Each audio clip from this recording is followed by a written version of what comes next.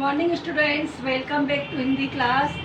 आज हम शुरू करने जा रहे हैं पार्ट 3 कबूतर और मधुमक्खी। तो आप सबसे पहले मैं आपको इस पार्ट के बारे में विस्तार से बताऊंगी। कबूतर और मधुमक्खी आपने देखी है। कबूतर एक स्लेटी कलर का पक्षी होता है जो आसमान में उड़ता है और हमारे घरों पे उड़कर आता है और दाना चुगने आता है। लेकिन आजकल हमारा घर इतनी ऊंचाई पर हो गए और पेड़ों की कटाई हो रही है, तो कबूतर आजकल देखने को कम मिल रहे हैं। और मधुमक्खी देखिए आपने, मधुमक्खी क्या होती है जो शहद इकट्ठा करती है, अपना एक छत्ता बनाती है घर और उसके अंदर अपने रस से शहद इकट्ठा करती है। तो ये जो कहानी है मधुमक्खी और कबूतर की। एक पेड़ था, एक सरोवर था, नदी तालाब, उसके किनारे एक पेड़ था। उस पेड़ पर कौन रहती थी? रानी मधुमक्खी। मधुमक्खी रहती थी।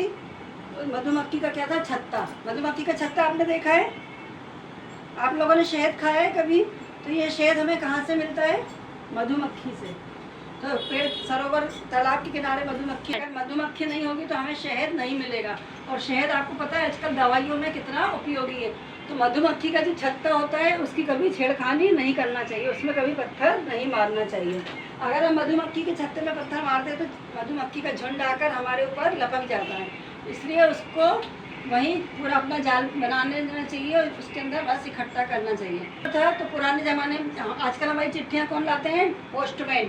पहले के ज़माने में कबूतर जो होते थे वो पोस्टमैन का काम करते थे। एक शहर से दूसरे दिन चिट्ठी ले जाने का काम कौन करते थे? कबूतर। लेकिन आजकल कबूतर की जाति हमें विलुप्त हो गई, मतलब आजकल अपन को देखने को नहीं मिल रहे हैं।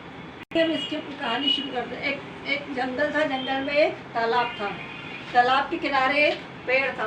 पेड़ पर कौन रहती थी? मधुमक्खी। मधुमक्खी अपने छत्ते में पेड़ के ऊपर रहती थी। एक दिन क्या हुआ, बहुत तेज हवा चली। तेज हवा के कारण मधुमक्खी अपने छत्ते से नीचे जाकर पेड़ पानी में गिर गई। और उसी पेड़ पर एक डाल पर एक कौन बैठा था? कबूतर। तो जो कबूतर बैठा था तो उसने क्या करा, उसने देखा कि मधुमक्खी पानी में गिर गई, तो उसने अपने डाल से एक पत्ता गिराकर तालाब में डाल दिया। तो वो जो मधुमक्खी थी वो आकर तालाब के ऊपर, तालाब के उस पत्ते के ऊपर जाकर बैठ गई। मधुमक्खी जो थी वो पत्ते पर जाकर बैठ गई। तो कबूतर दौड़कर आया और चोंच से उसने अपने उस पत्ते को चोंच में लगाया और मधुमक्खी को पानी से बाहर निकाल दिया।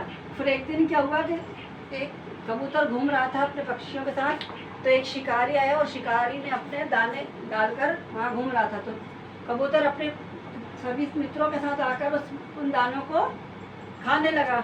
दाने खा रहा था तो इतने में शिकारी ने अपना जाल बिछा दिया। अब ये जो जाल बिछाया ना, तो वो सब पक्षी क्या हो गया, उसके अंदर फंस गए। तो ये सब क्या कर रहे, मधुमक्खी देख रही थी। तो मधुमक्खी ने क्या करा कि वो अपने झुंड के साथ उस जगह पहुंच गई जहाँ पर वो जाल बिछा हुआ था।